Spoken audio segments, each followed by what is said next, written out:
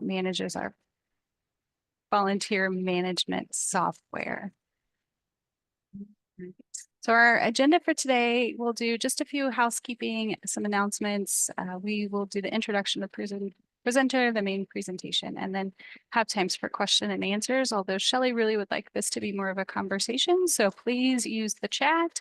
If you'd like to go off mute, we can do that as well. So this can be a little bit more interactive.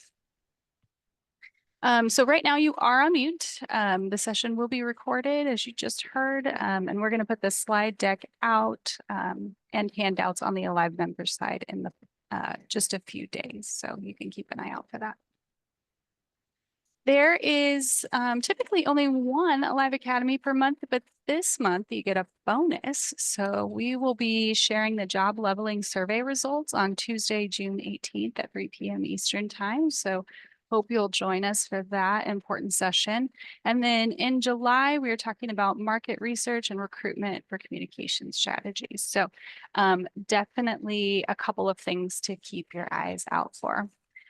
June 10th, we are hosting a networking social at Points of Light Conference in Houston. So hope to see as many of you there as possible. Another quick announcement, we are working on the Volunteer Management Hybrid Conference, which is October 22nd and 23rd. This is talking about creating influence in your organization beyond your seat at the table. And so we do have our speakers have been announced. You can see that on the Alive website. You can also see that on the conference website as well. Okay, so with that, I am excited to introduce Shelley Beck, who is a director of volunteer services. So Shelley, I'm gonna pull up your presentation and let you take it away. Very good. Thank you very much, Amy. So today we are all here to talk about why engaging volunteers with disabilities is important, how it's possible. Some people say that it's not possible to engage volunteers with disabilities, and I would like to say I beg to differ. So we'll talk about that as we go. The first thing I'll do is I'll probably introduce myself so you know where I come from and why I'm here. Our next slide shows another lovely picture of me and kind of my philosophy as I live my life. I hope to make the world a better place in all stages of my life. I have been a volunteer manager for 16 years. I'm finally in the field longer than I was just a volunteer. I stayed home for many years with my children, and we were professional volunteers. That's what we called ourselves. I had no idea there was a profession, an actual real life profession of volunteer managers. And I started as an AmeriCorps person at Goodwill Easter Seals and quickly found out I found my people in real life, and I learned, wow, there is a method behind the madness, and I just have never left, clearly. I work in long-term care in St. Paul, Minnesota. I change my world in my community, obviously, with working with volunteers and older folks at the care center. But I also really, again, am with my people in Alive, and that I can help the whole world. Like we help, if we looked at the variety of 30 people that are on the call here today, we're in food banks, we're helping animals, we're helping in hospitals, we're helping around the world plan things, we're building homes, you are the people that are making the world a better place, and I get to help you do that. So it is my honor to be here, to be speaking with you. And when I do these, I say I learn as much as I teach or tell, because I learn from you as well. This is the profession, I think, that is the least introverted and the most extroverted in wanting to help everybody and be a community. So it is, I agree, Amy Pinger, we make it happen. And that's where we're at. Our agenda for the day, we'll see on the next slide. is what do we in our programs, why do we want to include volunteers? Do we want to include volunteers? Do we have the capability to include volunteers with disabilities in our programs? What is a disability? How do we include it? I have success stories. Hopefully you'll have success stories. Um, and what steps can we take in our programs to be inclusive? So I have a little poll just so that I can get to know where people are at. Um, do you currently have disabled volunteers supporting your organization or your agency? So Gretchen's got this poll that she's going to pull up for us. We have questions: yes, no, or maybe. Um, and then there was a second question there: do we always put people first? And I say maybe in that because what is the definition of a disability? When I started this, I thought I knew, and then I looked online to my friend Google, and I found out some things that I didn't know. So maybe you're like, maybe I engage volunteers with disabilities, maybe I don't. Um, the poll disappeared too quickly for me to reply. Gretchen, can we repost that? Yeah, Here it is. let me relaunch that. I apologize. If you don't see it, it also may be buried under Windows, but oh yeah, people are voting now. There we go. There we go. Perfect. Oh, that's amazing. Oh, Looks good. good. It's funny how it works. Um, I will probably answer too, so that mine disappears. I'm thinking, all right. So then if we could see some results of that. You bet. Looks like we've got about 80% participation. That is awesome. Thank you, everybody. And we're going to share the results. All right, so we got more yeses than nos and a few maybes. Good.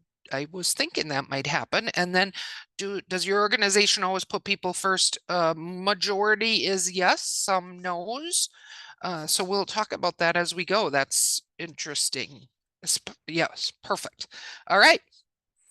So let's talk about some things. If you know me, you know I'm not necessarily a numbers person, and I do use my friend Google to help me know actual things. Like I know things, but what's the definition of this? How does this come around to be what we accept as the norm? So the first thing I did was I looked at the definition of a disability. Our next screen will show us what is a disability. According to the CDC, a disability is any condition of the body or mind that makes it more difficult for the person with the condition to do certain activities and interact with the world around them. So they kind of have these impairment, activity limitation, and participation restrictions that they talk about. And they defined those on their website. They had a list. So I'm wondering if we could use the chat and tell me what you think is one of these disabilities or some of these disabilities that we would see or classify under this. So for instance, I might say that somebody might have a visual disability. So they have vision issues, or um, a cognitive disability, exactly, like anxiety, a mental health disability, hard of hearing, mobility, social anxiety, neurodiverse, exactly, sensory issues, diabetes is a disability, absolutely, behavioral. All these things are disabilities under this definition of, as CDC puts it out, vision, movement, thinking, our thought processes, if we're not as fast of a thinker. A disability, dyslexia, exactly. Remembering, and as society is aging, this will be more prominent, I think, with our level of ability to remember. I'm I'm in my 50s and I find that I just don't remember things as quickly. And I've actually talked to my doctor because is this the start of something that I should be watching? And he says, no, actually, some lack of ability to remember or remembering more slowly is a natural aging thing. So I then told him to hush and I wouldn't ask again. Learning, we talked about dyslexia, communicating, um, hearing, if our deaf friends, our mental health, and our social relationships. Sometimes somebody appears, many of these people appear to be a non-disabled person, but they still are, and that can and does restrict them from carrying out the things in life that most of us and even they find really meaningful and helpful. So why do we want to consider including these volunteers? If we look at the next screen, the CDC or the World Health Organization, they estimate that 13 to 16% of the world's population is disabled. That is a big portion of the number of people that are out there. And my question, or what I want to focus on, is disability inclusion. How do we make sure that everybody has the same opportunities to participate in every aspect of life to the best of their desire and abilities? So I tell volunteers frequently, not everything is for everyone. So maybe certain volunteers don't want to volunteer, in my case, in an organization with older people. That's totally fine. If you want to do that, if you have a desire to come and visit with somebody with Alzheimer's or an older person, or you want to help them do art because your passion is art, we want them to be able to come in and do that. Why, I'm wondering from you all, what would be the draw to include people with disabilities? One of my major draws is I want to make the world a better place. I want to make Ling Bloomston, where I work, a better place. And I can do that with the variety of people that I bring in. We don't have on our staff professional artists that help with art classes, but we have retired volunteers that are professional artists that come in and do art. We don't have professional fingernail people on our staff, but we do have volunteers that come in and paint residents' fingernails, and they create acrylic things and bring them in and put on people's fingernails, and they're beautiful. Why would I want to exclude somebody who has an expertise in this area, but doesn't you know, have the ability? Yes, perfect. Our guests have disabilities. In my case, I work perfect. Diversity. We want all of that. How about quality of life? Quality of life for the people that we serve, and quality of life for the people that we're serving through their volunteerism. How many of you have seen a volunteer come in very depressed and downtrodden and doesn't think that they have any value in their life? And after a few weeks of volunteering, you see that their step is a little bit lighter when they're coming in. And after a month, they are creating their own path. Correct. We can be more diverse, we can be more innovative, we can be more thought leaders when we have more people on our team. How about we need volunteers? How many of us are saying, oh my gosh, a staff person just asked me to add another volunteer opportunity to my list of 600 volunteer opportunities. And now I need to find volunteers to come and serve snacks to the old people at 3 in the afternoon. Where am I going to get this volunteer now? This is a whole pool of people that oftentimes are available when we need them. They want to give back. They're healthy. They're happy. They maybe can't hear, or they maybe have a hard time getting around. We want to engage these folks. Also, it is a great form of outreach. we currently at Ling Bloomston, we have a school that is down the block from us that has a special needs class. And they came to me and they said, Shelley, we want these kids to get some job skills. And we see them on their path. You know, they might be janitors, or they might be laundry people, or they might be, you know, do you have anything in that realm?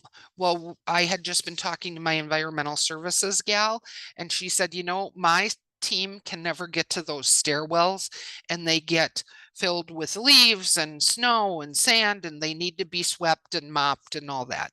So we partnered with this school and the special needs students, and they come in and they are available when? From 7:30 to 8 in the morning. Well, we don't have anything social at our nursing home during that time, but we sure do have the stairwells with nobody in them that need to be cleaned at that time of the day.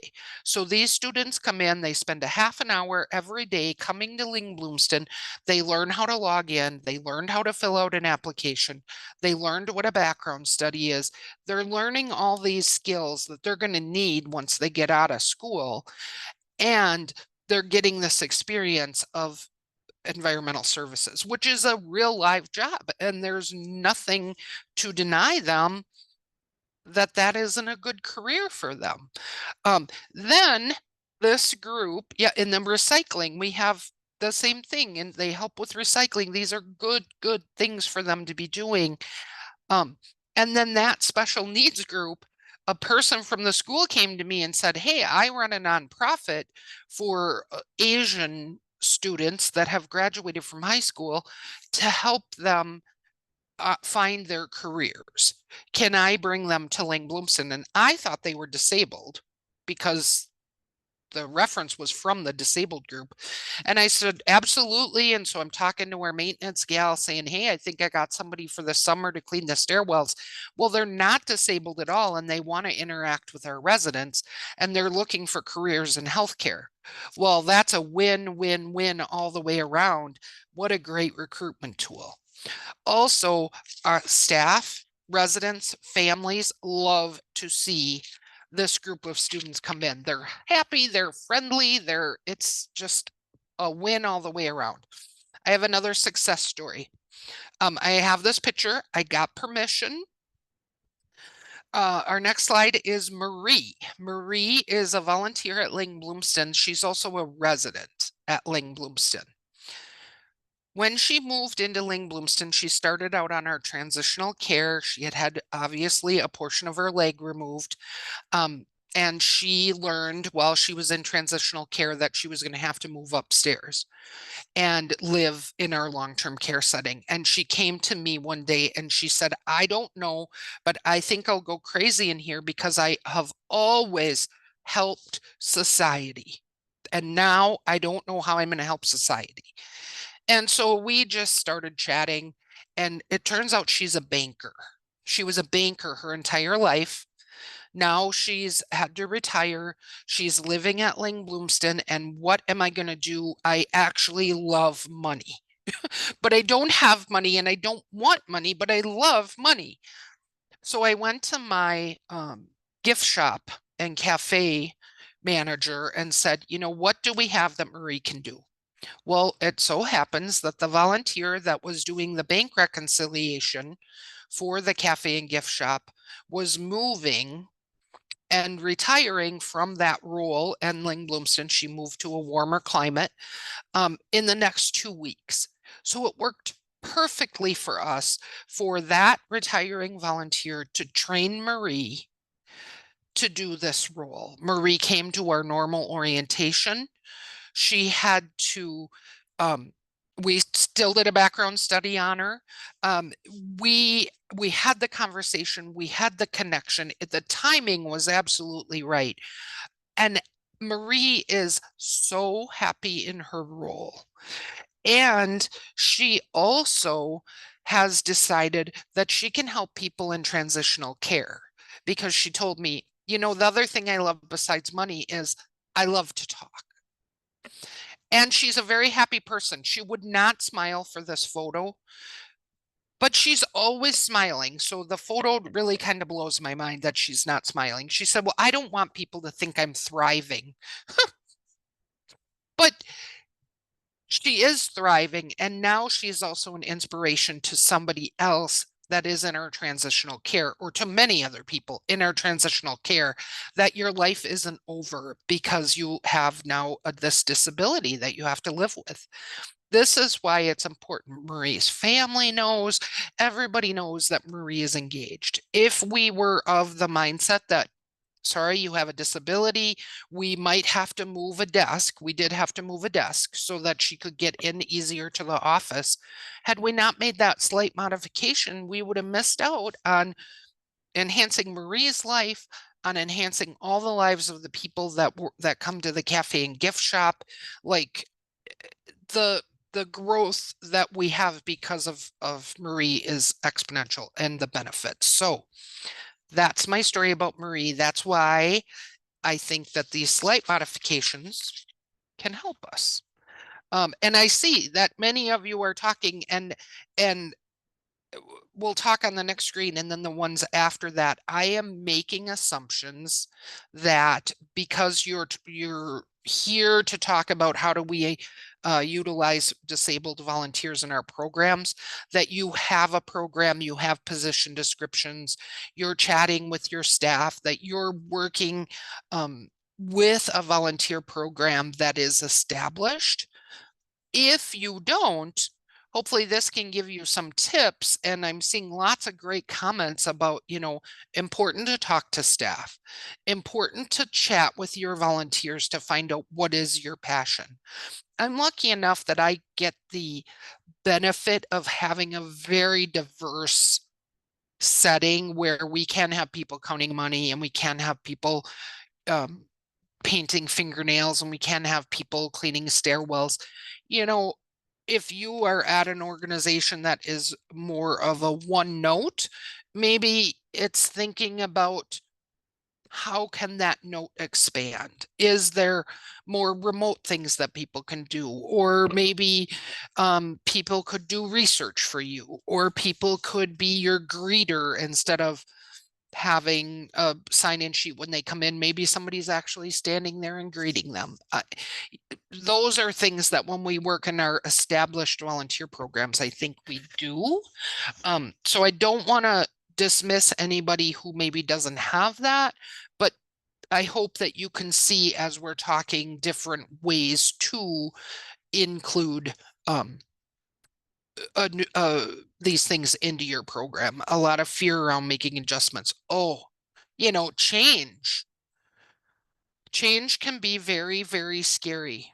I was just chatting with somebody who does a musical group, and they used to provide CDs of the choir afterwards. And she said, well, we moved up from CDs, and I thought we were going to like MP3s and they could put them on their phone, and people just resisted, and no way, I have to have my CDs. And,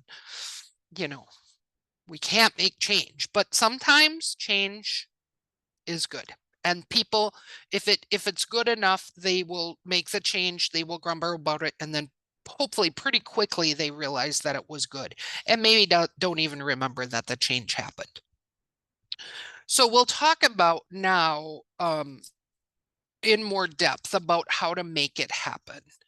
And if we're not making it happen, I'm curious, and I'm not going to do another poll, but I am curious, as we've talked about the definition and had a few examples of those of you that were on the fence about maybe you engage volunteers with disabilities. I'm wondering if you've swayed now over to the, yes, I actually do engage volunteers with disabilities and didn't really realize it, or no, I actually don't, but I think we should be, because that's kind of where we're at. And that's what I'm hoping that you're doing as we go along, seeing how can this work in your program more in depth, or, brand new, or wherever you're at. So we'll talk about different things. We're going to talk about modifying or creating our position descriptions, the application process, modifying our onboarding, because sometimes that is an issue for special needs folks. If you're Orientation includes a tour and somebody has mobility issues. How does that work? Do we have to do additional training for these volunteers? And then where are they? Where do we recruit? What policies do we have in place? And so we'll run through all of these. We'll start with our modify or create positions. Tough keeping staff. So our position descriptions at Ling Bloomston, when we started, necessity is the root of most things, I think. And when I came into this position 16 years ago, we had a pool of volunteers that were really, really aging. Our volunteers were aging in place. We weren't getting new volunteers.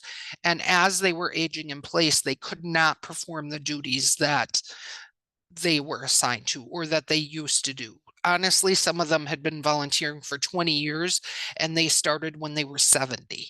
So they were old. And in a nursing home, when I say old, I really mean old.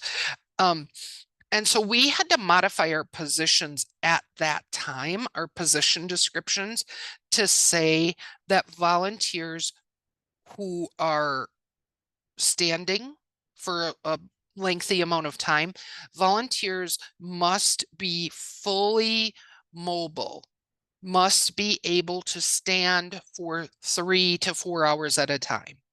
Volunteers must be able to scoop frozen ice cream. So we did it out of necessity because we needed these volunteers that were doing it and unable to do it to kind of step aside and let some newer volunteers come in. Going back to that change thing, let me tell you, there was some 90-year-olds running around St. Paul very angry with Shelley Beck. I was bad, mean, all sorts of things. And I will tell you, I was so nice to these people. I was so nice and they just did not understand. And then once we created positions for them that they were better able to serve in, then we were able to put in new people. And again, once some quit, but others said, okay, I'll try this other position that you gave to me. And within 2 sessions of doing the new thing, they forgot about the old thing. It's just getting to that point. And the people that quit, I kept saying, well, our program isn't going to move forward unless we let them go. And a lot of people, there was a number of people at Ling Bloomston that didn't like that. And I said, what we want them to stay. If they choose not to stay, that's on them. When we put this mobility thing in our position descriptions, it allowed volunteers that didn't have the mobility to look at other positions. So, and people that do have the mobility to say, oh, this really is for me. I'm not going to go and I'm not going to stand alongside somebody who can only stand there and chat, can't work the register, can't scoop the ice cream, can't stand and do this, that, or the other thing. Because if I'm a new volunteer and I'm working alongside somebody who can't do the job, I'm going to get frustrated pretty quickly. So it really leveled the playing field of including people who weren't as able and people who were as able to work alongside of each other. And that is what kind of one of those benefits are for us.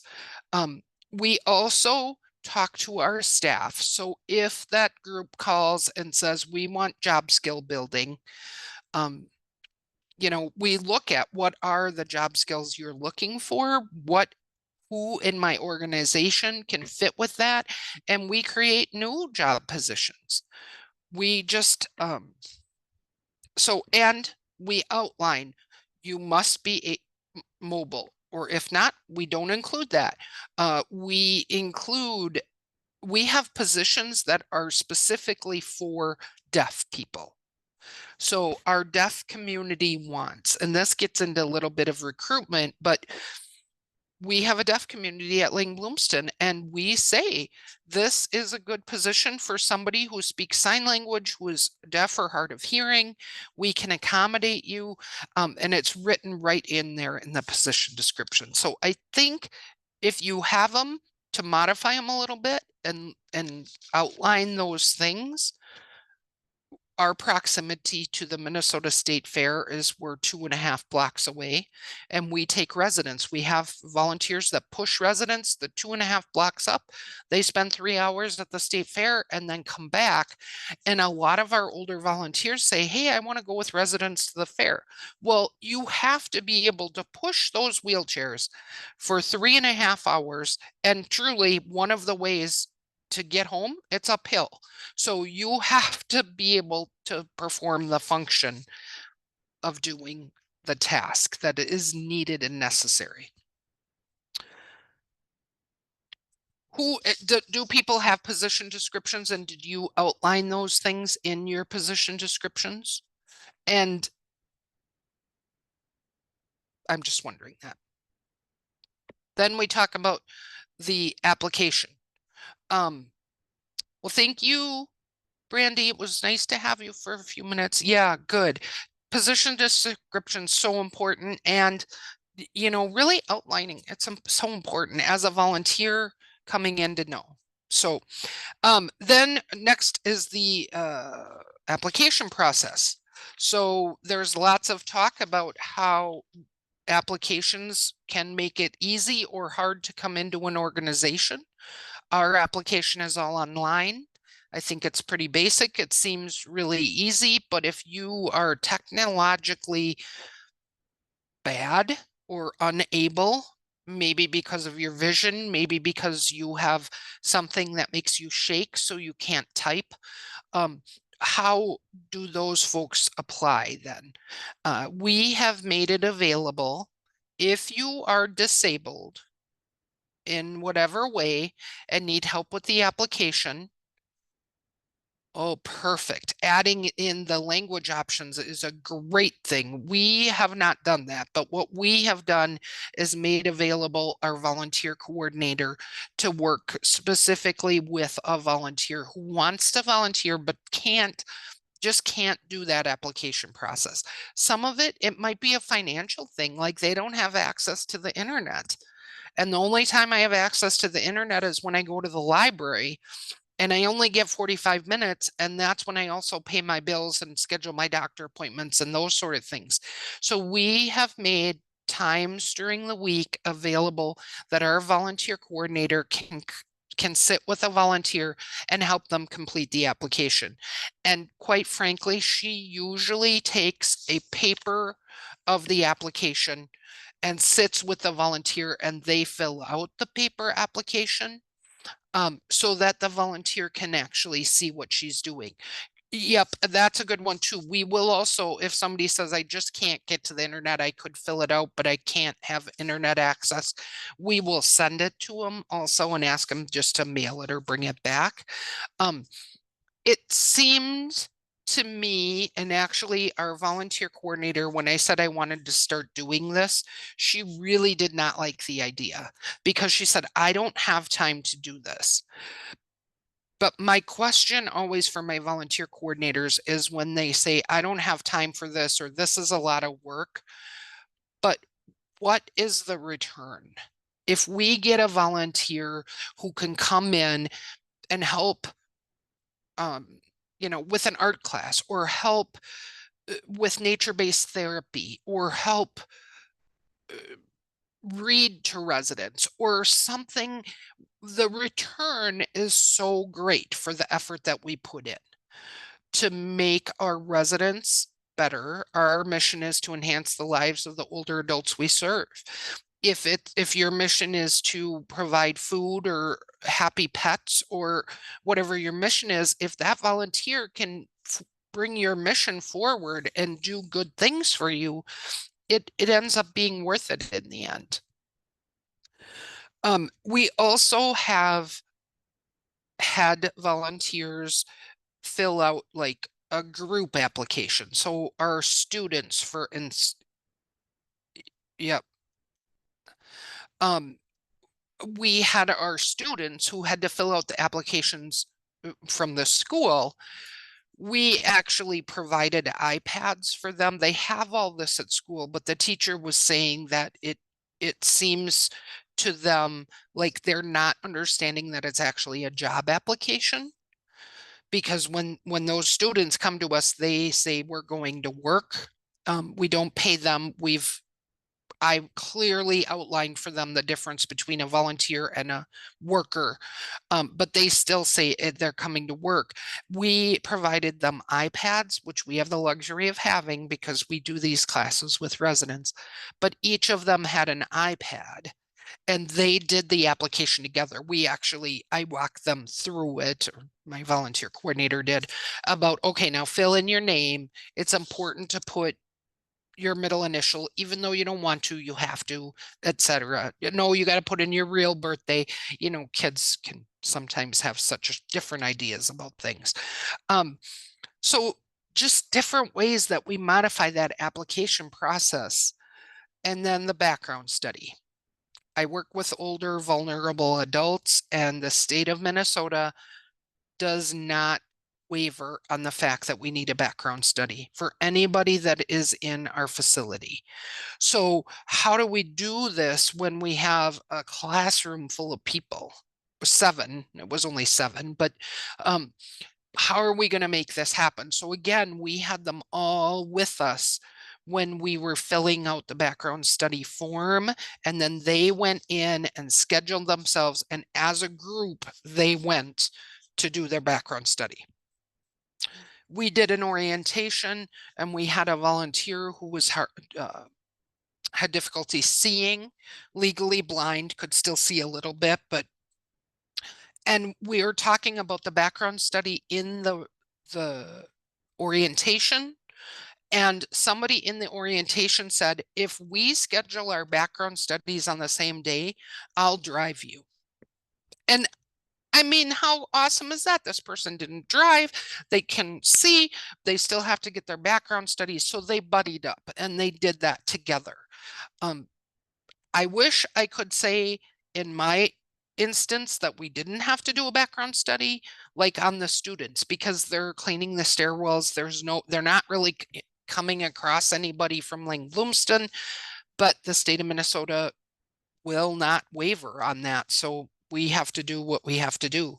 If we could, I would definitely think about modifying my background study policy for some of our other volunteers. We have volunteers that are coming that are vulnerable adults themselves, and I still got to send them for a background check. That doesn't make any sense, but I'm not the government and I don't try to behave like one. So I think that's a good thing. So that's our application process. Just thinking about it, I think, is good for any volunteer program. These are things, as I was thinking about this today, we don't often think about our processes as we're going through our day-to-day production of volunteer engagement, because they're in place and they're there and we don't think about them. So just to even bring it into your mind and think about it is a good thing. How often do we just look at our handbook, right, to see what does it say and did something change? Did the parking lot change? Whatever. I always try to do it at least once a year, but it's tough. Our whole onboarding. So you've got the person fill out an application and now you're going to onboard them. Do you do an orientation? Do you do a tour of your facility? How does your onboarding happen? Again, my facility is completely accessible, handicapped accessible, because we're a nursing home, but not all places are. So that's something to think about. That's something to put in those position descriptions.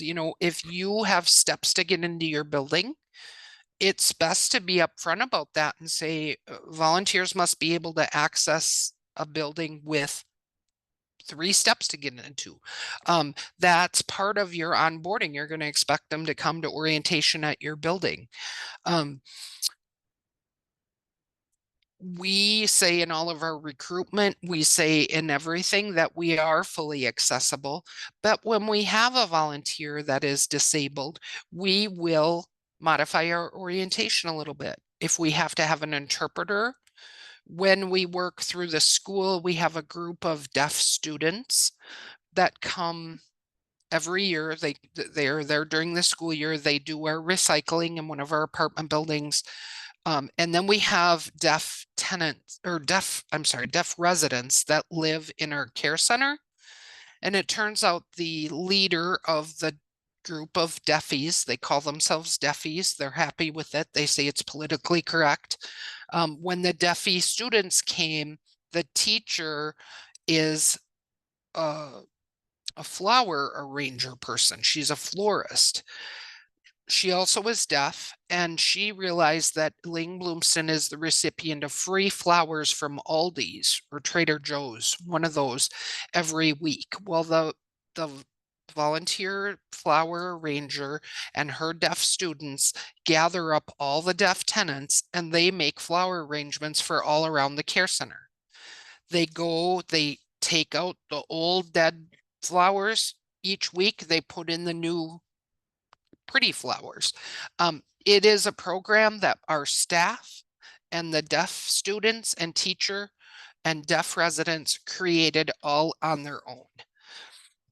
Had we not said, we will do an orientation with you modified with an interpreter, we wouldn't have these people being engaged in society. These students came in, they were afraid of old people, like many young people are, even many old people. And now their outlook on life is different, and they see that they belong, even though they're in a mainly hearing environment. So the things that we were able to do with them, pretty amazing. If we have a volunteer in orientation that is okay with it and in a wheelchair, we do a wheelchair etiquette session in our orientation. We talk to the volunteer ahead of time, and we actually have that volunteer help us with that portion of the orientation. It is amazing. It is amazing to me how people treat people in how a fully ambulatory person can treat a person in a wheelchair. And you'll see it. Our volunteers see it all the time. We take people to the fair, and we have a zoo that's 2 blocks from our building also. So we take people to Como Zoo all the time. And ambulatory people will step in front of wheelchairs to get a better look at the seals or the monkeys. They will push a wheelchair back away from the exhibit and like have the person facing backwards. They pat people on the head. Volunteers come back and they are just amazed at the way society can be with people in a wheelchair. So we talk a lot about that in orientation. And it's very impactful for somebody in a wheelchair to be saying, hey, when you're pushing my wheelchair, don't walk at a snail's pace. It's important to just walk at a regular walking pace. Don't run, but just walk normal. We have a blind volunteer who, when we did our orientation, he was in the orientation with us. We pointed out different things on our tour of our facility than we would have had the blind man not be there. You know, in our elevators, we have little dots by all the numbers. Our hand railings are a certain level to do certain thing. I actually had our building supervisor come in and talk about the different accommodations for the blind people in the building, because I'm not aware of all of them. So I like to use whatever resources I have. Another thing we did with our blind volunteer, he comes in and visits people and he loves it and they love him. He's just super chatty. And he also has a seeing eye dog, which I don't know about in your organizations, but dogs and babies are showstoppers. Um, Everybody loves the dogs and the babies. So we paired, his name is Justin, and when he was coming in, he went through the whole onboarding. He felt like he was ready, but then he realized he was getting lost in our building, which happens with seeing people, but really was happening with him. So we paired him with a longtime volunteer who is slowing down, doesn't take on as many roles. And we asked her if she would just spend a few hours with Justin, showing him around. And that portion of the onboarding was really important for him. He's now signing up to come every week. He feels like he knows the building. He also feels like he has a new friend in Jean who showed him around and showed him what to do. He said, and he actually, they met at a volunteer appreciation thing during volunteer appreciation week. And so he said, now I'm coming to all the volunteer things because I have a friend. So all these connections are so important for our organizations and our societies. Maybe if you have volunteers that are not ambulatory and you include an orientation and you're building, they can get to where they need to be to volunteer, but they can't get around the rest of the building. Maybe your orientation is modified to not include a tour, or to only include a tour of the areas that he absolutely needs to be. Those are things to think about. We don't like to change these, but again, if we're thinking about them from that inclusion lens about how is this going to include somebody? If we're thinking about it from the mental illness standpoint and the anxiety, maybe doing our orientation is 2 hours long. Maybe doing the orientation over a couple of different days so that the person is maybe anxious to come to the building, but more so to be with other people. Maybe they just do, the tour with a couple other people. Maybe they do the tour one day and something else the other day.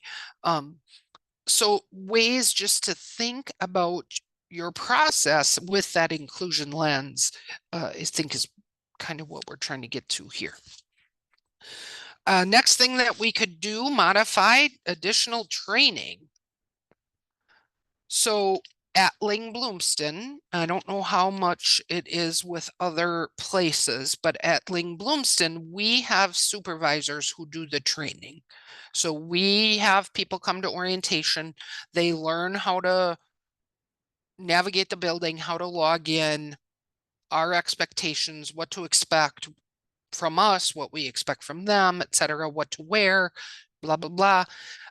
But then when let's say they're going to be a volunteer in Anna's Cafe and Gift Shop, we actually place them at Anna's Cafe and Gift Shop, and then the supervisor in there does the training. I always use the example of if you say you want to paint fingernails, I don't know where the fingernail polish is throughout our building. So we're going to introduce you to the supervisor who has that activity, and she's going to show you how to do it, where the supplies are, all of those good things. We always prep our supervisors about their volunteers. So if we have a volunteer that's coming in, say, to read to somebody and they're in a wheelchair, when we tell the supervisor that there's a volunteer coming in, they want to read at 1 o'clock on Wednesdays, this volunteer is in a wheelchair. So could you make sure that the books that she's going to read are at a level where she can reach them? So then when you're showing her where the books are, you don't have to scramble and move them. We want them to be as prepared as possible.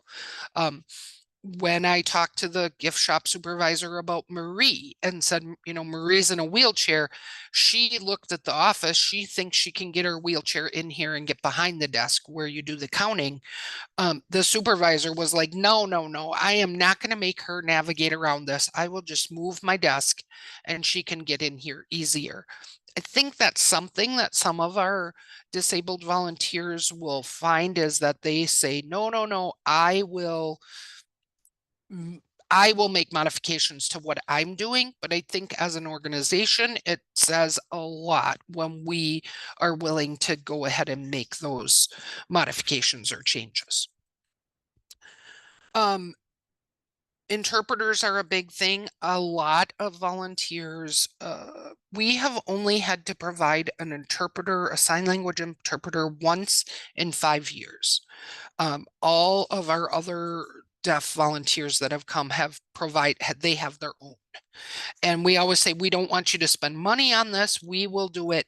But they know somebody, or most of our people are older adults, or the school who's providing it. But it's okay to ask, what do you think you need for training? What do you, what's going to make it easier for you as a volunteer to do this role or to do this function? Sometimes it's just a matter of changing the area where it happens. So we had an art class, and it was in a room that the tables were all really crammed together. And we had a volunteer who she walked with a limp, and used a cane. And it was just really hard for her to get in the room. And she said, she came down and she said to me one day, Shelley, is there a bigger room this could be in? The room is packed with people. And we just had to think about that, just a little modification. And then that led actually to more training on behalf of the artist, because now the volunteer can get around, and she really could help the participants in the class more than she could when she was limited in how much she could get around. So the artist then came to me and said, I'm so excited because I've taught this volunteer now how to blend this paint. And so we have more people doing the blah, blah, blah, bluebird or whatever it was they were doing. So enhancing. And the more we communicate, the more we're willing to just look at things just a little bit differently. I think sometimes can make a major, major difference. Another thing that has happened as far as training goes, we have every 4 times a year, so every 3 months, we do something called a volunteer development series at Lang Bloomston. And it's kind of a training for volunteers that they can use either in their personal life or in their volunteer life. Hopefully it blends the two. So the last one we did, we had a professional organizer come in and talk to us about how can we organize our junk drawer, how can we organize our garage, whatever. Volunteers loved it. And I'm always asking volunteers, who do you want to hear from? We're doing one about, it's called the Dementia Live Experience, and we'll be walking through volunteers what it's like to have dementia. I'm always asking volunteers, let me know what we can do for volunteer development series. Because of our deaf volunteers, hearing volunteers are now asking for a basic sign language, a basic sign language class, because these students are coming through the line at Anna's Cafe and Gift Shop. The residents are out more. They're seeing more of the residents because they have a reason to be out, because they're doing flowers with the deafies. It is amazing. And now the volunteers are asking for this basic ASL, just so they can say thank you, hello, have a nice day. This is how much it costs your purchase at Anna's.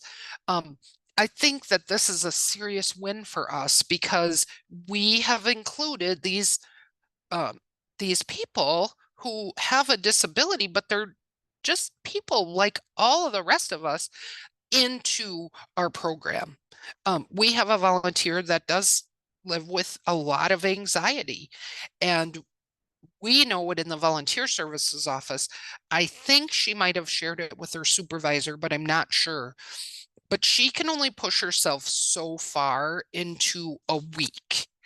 And then she has to really just lay low, exhale for sometimes days. And so we have it figured out. If she's scheduled to come in and she's needing just a personal day, is what she calls it, she'll just let me know, Shelley, I need a personal day. And we make it work. we want her to be with us because when she's there, the benefits are so great. And I don't want to say you can't volunteer because you have to take care of yourself. That's not what we do. That's not the philosophy that I have at Lang Bloomston. And I honestly think that it is really with most nonprofits or those of us that work with volunteers. That's not how we operate. Okay, I'm talking a lot. Are you getting sick of me? I'm kind of getting sick of me. We're almost to the end. Don't worry. Thanks for sticking with me. All right. Policies. This came about because a colleague that is in Minnesota called me when she saw I was doing this training and she said, I can't make it, but I need your advice. They have a volunteer with MS. He's been volunteering there longer than she's been at her organization. He's progressing with his MS and he's been falling. He used to walk with a cane. Now he started coming in a wheelchair and he tries to use the restroom when he's there and he falls. He's fallen 3 times. Dignity out the window. It's bad. But her organization is his lifeline. He loves them. They love him. They're willing. Production is very slow because he's in a wheelchair. It's a food shelf. Their production line does like 1/4 of what the other production line does. She said, but we don't care because we love Steve. So I said, well, what have you said to him so far?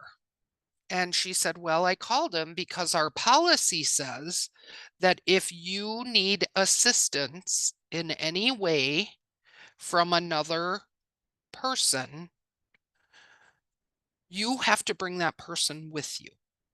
So we have some people that volunteer that have PTSD and they have somebody, we assume they have PTSD. They don't have any disability that we can see. But this volunteer came to us, said, I have a helper that comes with me. Does she have to go through the orientation and background study? State of Minnesota says yes, so we do. And she just comes and watches him. She doesn't ever say anything. She doesn't ever do anything, but she's there for him. She said, I know that this is a good environment. Nothing is going to trigger him here. I'm very confident he's fine. They at this food shelf have that in their policies that you have to bring somebody with you if you need assistance. That is not one of the policies at Lang Bloomston. When I was talking to this gal, I was like, dang, maybe I should add that. But she called him and she said, Steve, because you have this and you need assistance in the restroom, our policies say you have to bring somebody with you because we've had a staff person get hurt because they were trying to help you up. This isn't dignified for you. We don't want other volunteers to see you laying on the floor, et cetera, et cetera. And his response is, well, I don't care if they see me. The staff person will get over it. She's young. Her back will heal. He's not thinking about risk and liability. He's not thinking about anything but the fact that he wants to get there, which we all can appreciate. But the policy says he has to have a helper with him if he needs help. So she pushed back at him. He called around to get a helper. He called her back and said, it's too expensive. I'm not doing it. You need to deal with me. She called me and she said, what should I do, Shelley? What would you do in this situation? And what I said to her is, you have to stick to your policies because he has a progressive disease. He's not going to get any better and it's only going to get harder. It's only going to get harder to remove him. Or help him get a helper. We have had volunteers ask me if I could get another volunteer to help them. I would not do that. I would help him, steer him to organizations that offer PCAs, and maybe there's one that would offer one to volunteer for a couple hours while he volunteers once a week. But again, you need to stick to your policies. If your policy says it is so difficult and it does break your heart. But if we look at it from the other side, she's not doing Steve any favors because he's probably falling at home if he's falling there. At home he's going, I don't need the wheelchair to walk from here to there, and he's falling. And we're not helping in any way by letting him give him the air of independence that he doesn't have. I had a volunteer ask me, I am in a wheelchair now. If I come to volunteer, I could still help people with Mass and Rosary if you get a volunteer to push me to their rooms. Well, that would be a way to make this happen, but that's not how it works. You could do something. Oh, perfect. Thanks for joining us, Kara. But you could help in a different capacity with Mass and Rosary, but we can't get people. We can't take you from room to room. Like maybe the priest could do that. I don't know, but we can't create volunteer positions to support the volunteer when we're busy supporting our own community, if that makes sense. So stick to your policies. It's hard, it's heartbreaking, but I will tell you, when I started, so I've worked at Lang Bloomston now for 16 years, and about 8 years ago, there was a whole program called The Gathering at Lang Bloomston. It's for people that live with memory loss in the community. And it's a day of respite for the caregiver. And the person with memory loss comes to the gathering and they hang out with volunteers and a staff person who leads the day. And they do 4 hours of brain stimulating activity for somebody who's living with memory loss and Alzheimer's. And it's a great program. As we see at Lang Bloomston, people are, I think there's all sorts of liability about finding a volunteer to help to be a PCA. I think that is just a bad idea. And that's why I told her stick to your policies. But the leaders of the gathering, there was no formal volunteer coordinator, and the leaders of the gathering let the volunteers who were volunteering at the gathering, who were having memory loss of their own, instead of having them not be volunteers anymore, they let them come to the gathering and they just recruited another volunteer to sit with that person. So the person thought they were volunteering. Yes, I do believe that to be true, that reasonable accommodations would apply. But so I came into the gathering. Now I'm going to help coordinate these volunteers at the gathering. And there frankly was 8 people that were considered volunteers, but they themselves had memory loss. One of those volunteers would get lost every single time she would drive to the gathering to volunteer. So they had a volunteer driving to her house, waiting for her to back out and following her and then rescuing her. Oh, I happen to run into you pulling into the grocery store. Aren't you supposed to be going to the gathering? And then the person would follow them to the gathering. And they thought this was okay. So then we had to call and tell these people and their families that, your loved one really has significant memory loss and isn't volunteering, but thinks they're volunteering and living independently. We are not doing any help to people by overlooking or looking past their disabilities or their aging in place or whatever they're doing. So that day after having, and they call it fire, after having to fire 8 of those gathering volunteers, I am a firm believer in clear, upfront, concise communication about anybody changing, because again, I was the bad guy in having to tell these people they couldn't volunteer. And honestly, a couple of them showed up because they thought they were still volunteers. They forgot about my conversation. So clear, concise, be honest, care about them in the best way possible. That is my thing about policies. All right, where do you recruit volunteers at? That's our next how we make it happen. Where are you recruiting? Do you put things on hand? In Minnesota, we have hands-on Twin Cities. We have volunteer match, local newspaper. We put things at schools. Where are they? That's what I always say to people when they say now they want a new snack delivery person. Well, where are the volunteers that are sitting around wanting to deliver snacks? That's a really good question. If anybody could help me out. Where are they? Are they in schools? Could you reach out to a school and say, hey, we have some volunteer opportunities that we think would apply to some of the students in your school? Or there's deaf churches where you could recruit at, or there's sober houses. There's all sorts of different places where, or you could make a position description and use that as your recruitment tool and say, this position works well for people that like to read, but might have an issue with mobility. Or my organization is accessible to wheelchairs. Would you like to? Etc.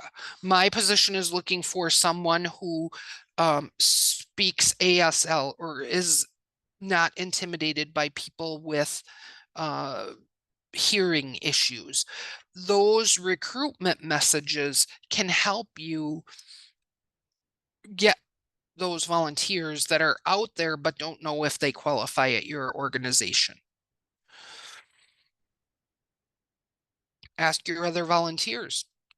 Maybe your current volunteers don't know that you have made some accommodations for volunteers that have mobility issues or that are living with anxiety or diabetes or whatever it is, and they can let their friends and family know or their neighbors.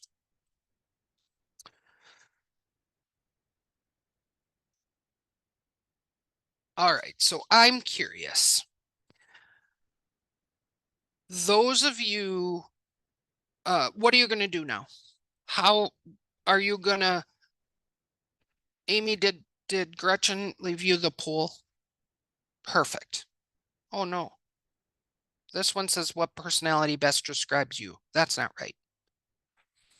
Poll 2 should say, are you ready to help your volunteer program be a little bit more open to volunteers with disabilities?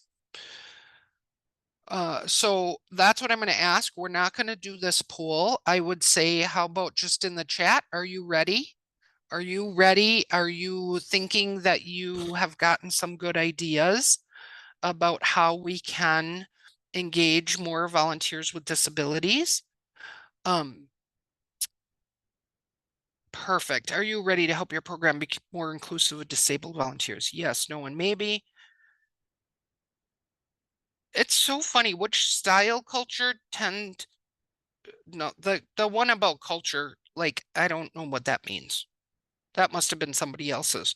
But my question is, are you ready to help your program be more inclusive of disabled volunteers?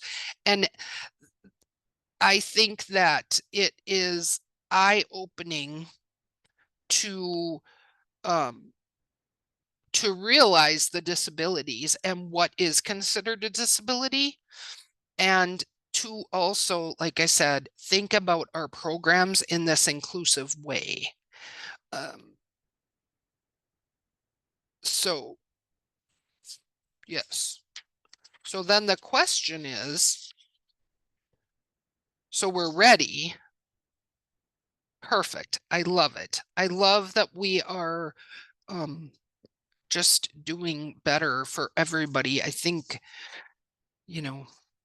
there's a lot of things in the world we can do and little one's perfect. I love it. And I love that maybe is an answer. And maybe is I can't do that now, but I can do it later. Something I've learned in my 16 years, it's always going to, um, it's always going to be there. So if you say right now, I don't have the time or ability because we have this X, Y, and Z thing going on, you can come back to it. Make a note in your calendar, put it out as a task. You can come back to it. People are there, things are there, all these things are around. So how can Alive help you? I am a member of Alive, and as I said, I feel like I found my people. Alive has these things called community of practices. So we have a community of practice that is starting, that is for those leading volunteerism within the field of disability. So they will be talking about disabilities, how to get people involved. I'm not sure, it's not clear to me if they are people that work with people with disabilities and they're finding places for them to volunteer at, or if their organization is one that is looking for volunteers to come in with disabilities. I think it is a combination of both. They will be meeting monthly, the third Thursday of every month. So you are welcome to join. You're going to find more information about that on the Alive website, the Get Involved, the COPs, the Disability Volunteer COP. There's other ones if you're in food banks, if you're in museums, if you're in I mean, there's like 16 or 17 or 18 of them. So please, oh, good, Mark. Yes, I was right. Combination. So please, if you are interested in getting to have more time with your people, the COPs are interactive. Everybody gets to show their face on the screen. I'm not necessarily a fan of not being able to see everybody who's out there, but perfect that, the COPs are just for that. So please feel free to join a COP, just attend a COP. The Alive networking is another great way to get to know people. And then always, always, always you can reach out to me, and my information is here. I'm happy to talk to you via email or phone.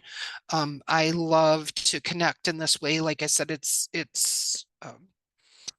as with so many of you, I'm sure your passion and your desire just to make the world a better place. And this is how we do it together.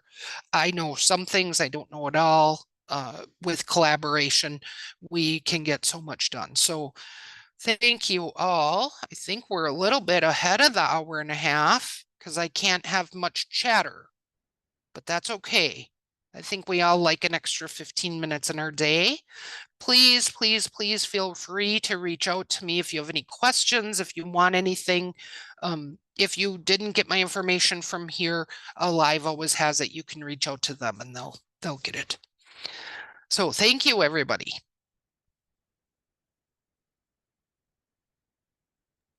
Awesome, Shelley. Thank you so much for this presentation. We had a great group of folks engaged in the chat. So definitely go back and check out that information as well.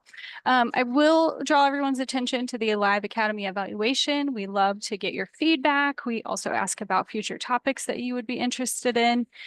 So please take a moment to respond to that if you have that. And I will post that in the chat box as well here in just a second. Again, if you're interested in joining Alive, here's a little bit about the different membership types. We have individuals at $75 and then agency or local associations at $125, which includes 2 full memberships. For that very small amount, you get access to such an amazing network, webinars just like this that can provide training, resources, support. We also have a pay what you can membership because we know that there are, startup nonprofits. There are, ways that very limited budgets can put restrictions on training. And so we do have that to make sure that we can accommodate.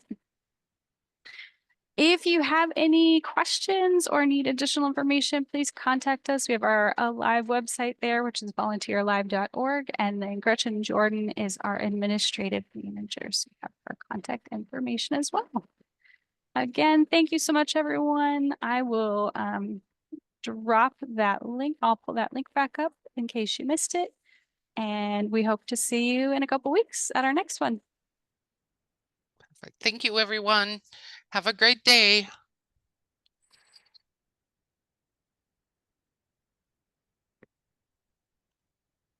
Perfect. Thanks, Amy. Thanks, Shelley. Have We'll a talk good later. day. Yep, have a good day.